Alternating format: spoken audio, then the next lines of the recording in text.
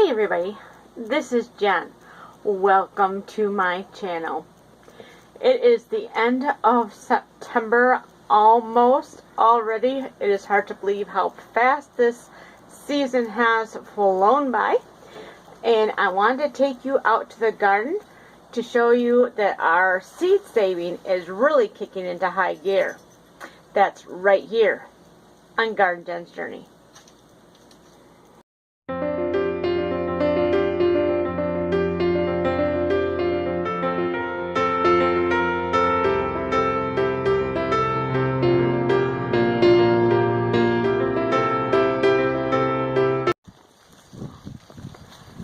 So I haven't given you guys a chicken update in a while, but our chickens are doing pretty good. A lot of the young ones are grown fully and have mixed in with the rest of the flock here. So we have a bunch of young and old mixed in here. And if I can find a very special chicken, I will show her to you. If not, we'll have to wait till another video. Let's head on out to the garden.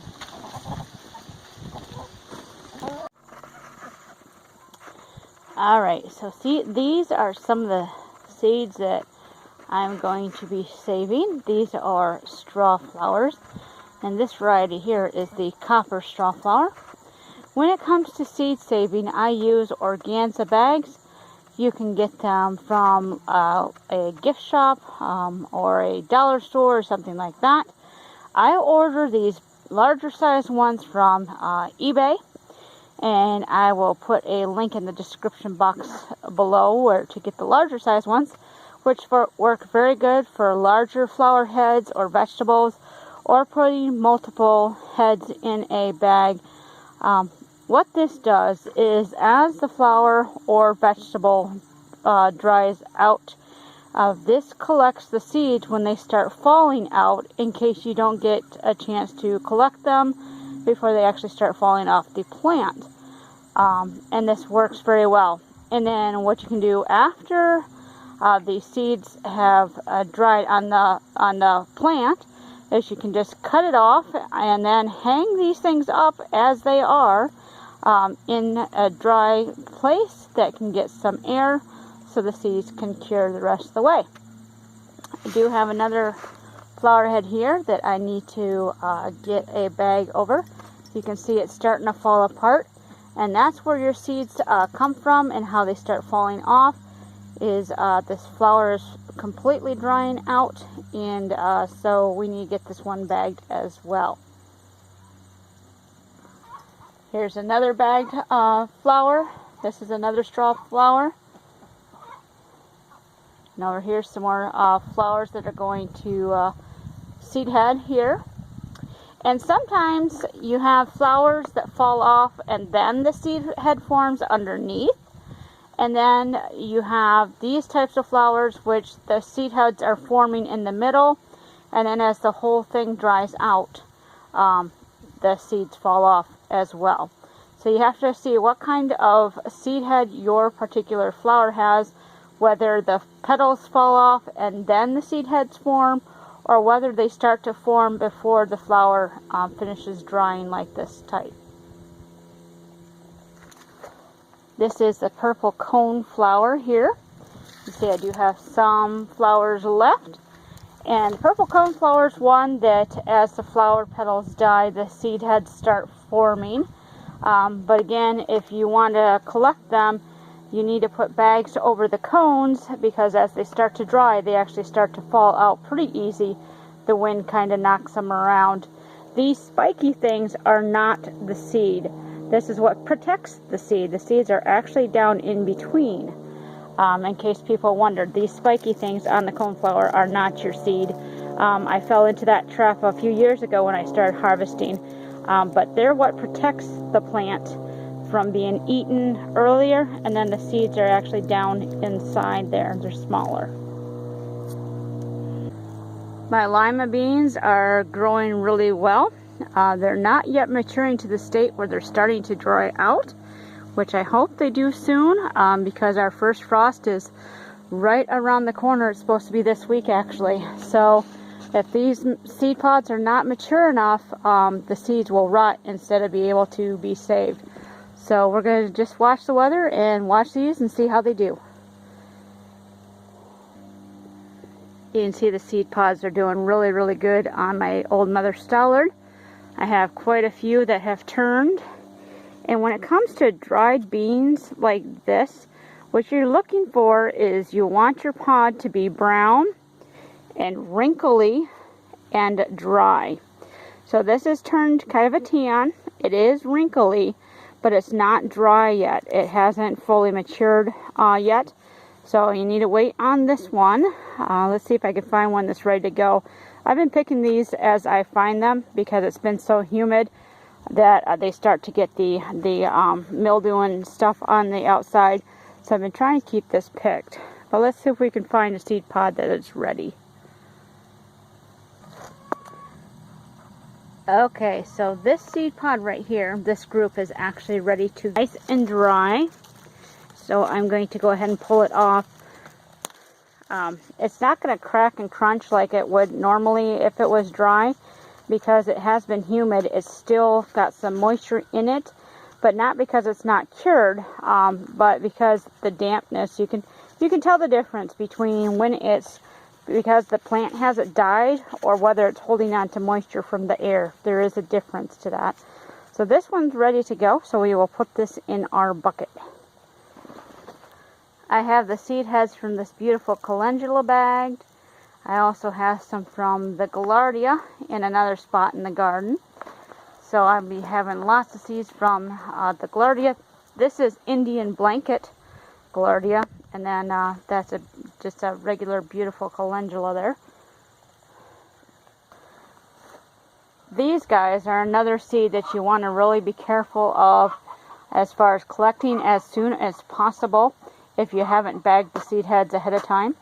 This is bee balm, and the seeds fall out very quickly once they start drying, and so it's a good thing to bag these ahead of time, or when you start noticing these seed heads to start drying out, start collecting them. They're pretty easy to collect. Same with my blue hyssop here. You can see all the little seed pods here that form behind the flowers. You can see the flowers there, and then the seed heads form behind them. And again, you want to either bag these ahead of time before they start drying out, or just make sure you come out here before they really get too dry and get these collected before they fall out. I have quite a few seeds that I have saved from my hollyhocks. These are very, very easy to save. Each one of these is a seed head, and it's got lots and lots of seeds in it. See if I can bring you in up close so you can see the amount of seeds that are in these things. And I'm on the fence whether or not I'm going to offer them in my Etsy shop, because I'm not sure if they've cross-pollinated with each other, because I have 4 different varieties of hollyhocks here. And I'm really big on making sure that seeds are true to type. So I might not be offering these in my Etsy shop. I'm not sure yet. I have a black. I actually have 5 types of hollyhocks here, because I have the black hollyhock, which I'll show you here. There is one bloom on this one. Beautiful black hollyhock. And then I have a light pink and a dark pink hollyhock. You can see the dark pink there. And on both of those types of hollyhocks, I have one that is a single bloom variety and one that's a double bloom variety. So I have quite a few different hollyhocks growing here. And right here, I have a smoke bomb growing. I can't save seeds from her and share them with you guys. Sorry, she's one of a kind.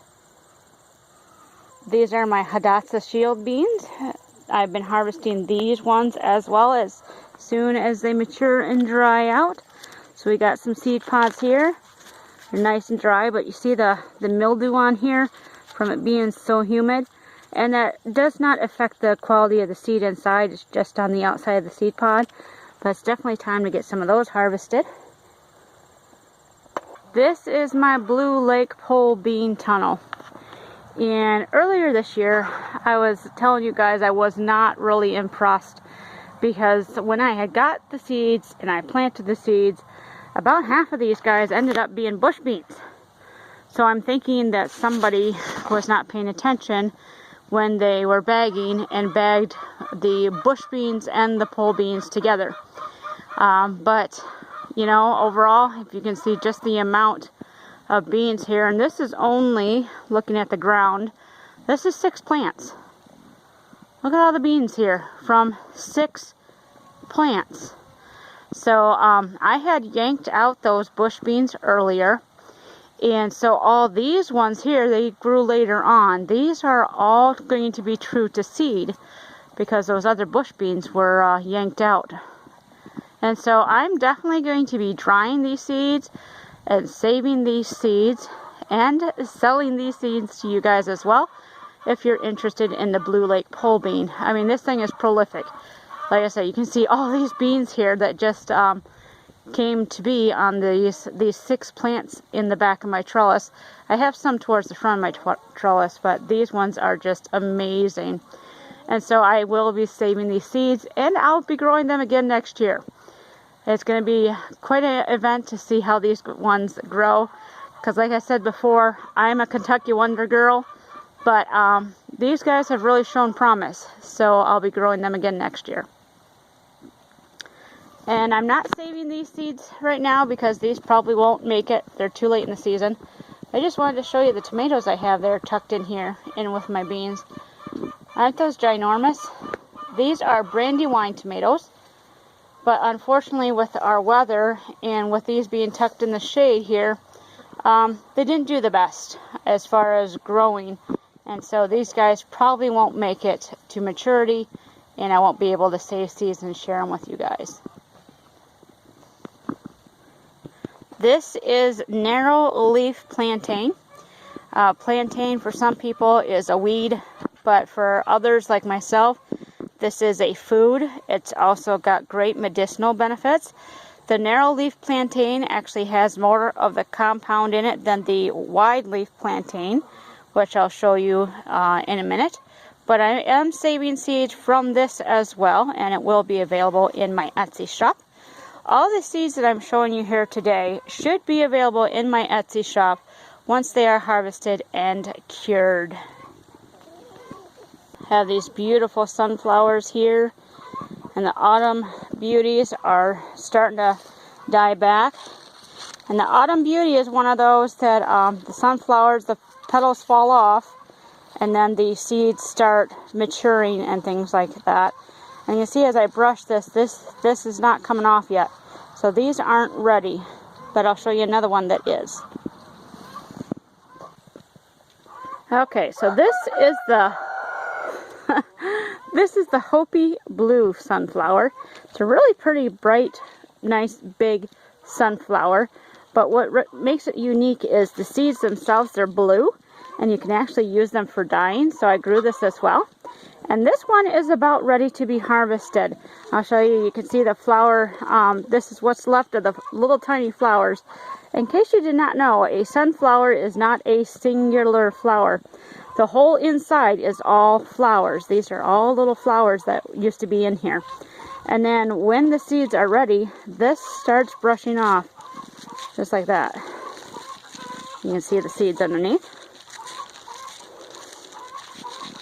See all those beautiful seeds? And then you can take these and take the seeds out of them and let them cure for about a month or so, and they'll be good to go.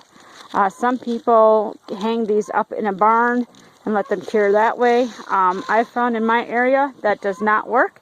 They rot because of the humidity. So I have to go through the extra step of just breaking that seed head open, harvesting those seeds, and hanging them up that way. Works much, much better. My Trifano Violetto pole beans. These will definitely be in the shop, in my Etsy shop, once they are cured. We've got quite a few seed heads that are drying here. Seed pods, I should say. So we'll have plenty of seeds for these guys. And I really love these guys. But like I said in my bean video, I'm going to give these a rest for a year. And I'm going to be growing the purple potted pole bean. And I will show you guys that one a little bit later. But let's go look for some other interesting seeds. I've got my catnip seed heads bagged here so I can collect some catnip seeds for y'all. It's a very, very good thing to have in your garden or in a garden area, not necessarily in your main garden if you don't want mint in your garden. But it's very good. I do have a video about catnip, and I will post a link up above so you can watch that video. This is the broadleaf plantain. It's a very good plantain. You can use it for as a bandage and things like that. If you had an insect bite or if you cut yourself or something like that, you can put it on if you're out in the wild, you know, out somewhere before you can get to a first aid kit. This is something that you can grab and use right away as you make your way to an area where you can get the medical attention that you need. But like I said, the cousin to it, the narrow leaf plantain, is a bit more potent in some of the healing compounds that are used when you make teas and things. So I will have those seeds, and I will see if I can get the wide plantain seeds here for you guys. The seed heads are just starting to mature, but they're not quite there yet. But I'll see if I can get some of those in the shop as well. Another thing that I am going to be offering in my seed shop are these marshmallow seeds. This is a marshmallow plant. It's where you originally got the marshmallow from. They used the roots to make the gelatin that marshmallows were made out of. And this plant is in its second growth cycle. I had cut it down earlier this year. This plant currently is standing at 4 foot tall, but it gets really, really tall. You can see my elderberry in the background there. This thing gets about 7 to 8 feet tall in the first cycle, and then I cut it down and it regrows again. But I will be saving seeds from the marshmallow plant and offering them on the Etsy shop as well if you are interested. This is the rare tiny plant. Unfortunately, I cannot save these seeds or share them with you either. It's a one-of-a-kind plant. I'm saving seeds from these bright light cosmos.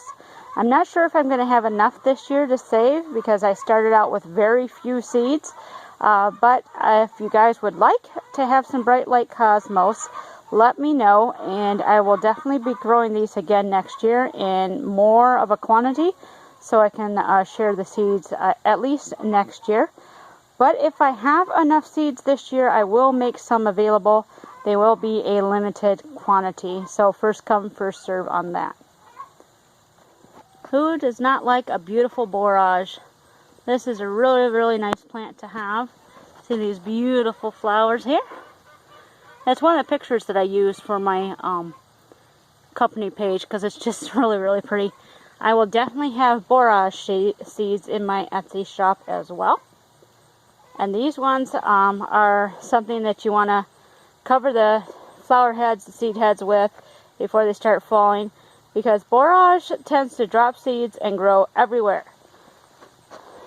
You can see all this borage here, but it's okay because I can pull all this out and I can feed it to my chickens, or my ducks can come in here and eat it. So it's a win-win situation for these guys. Just wanted to show you the bees doing their job here. But if you look at what the bees doing, you can see what I meant by sunflower is more than just one flower. All those little tiny spots in there are all flowers that the bee is working on, pollinating and things like that. It's a really remarkable little plant.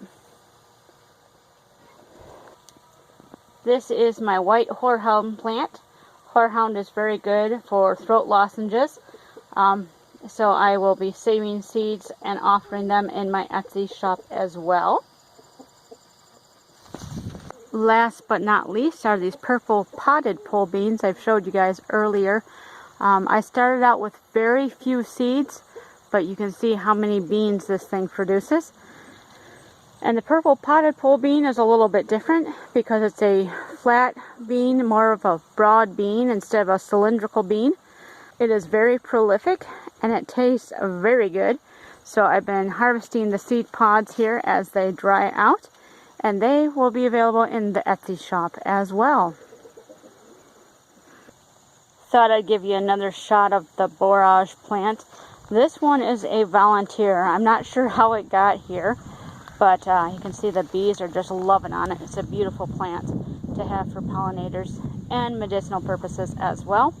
And when the leaves are younger, you can actually eat them with your salads and things. They have kind of like a cucumber taste to them. So again, these will be available in the Etsy shop. Bonus, I almost forgot about these guys. These are balcony petunias. Really pretty colors between a light violet, a white, and a darker pink violet. It's a nice little pastel mix. And I will be having these seeds available in the Etsy shop as well. So I hope that you enjoyed this little walk through the garden today and the various seeds that I'm going to be saving and have available in my Etsy shop. Now, if you are interested in seed saving, there is a wonderful book that I recommend. It's called Seed to Seed, and I will put a link in the description box below. It helps you learn how to save your own seeds for future use. I thank you so much for watching this video. Give it a thumbs up if you found it beneficial. And if you haven't already been a part of my journey, go ahead and hit that subscribe button. I'd love to have you along. Until next time, everybody, I hope that wherever you are wonderfully blessed. Bye-bye.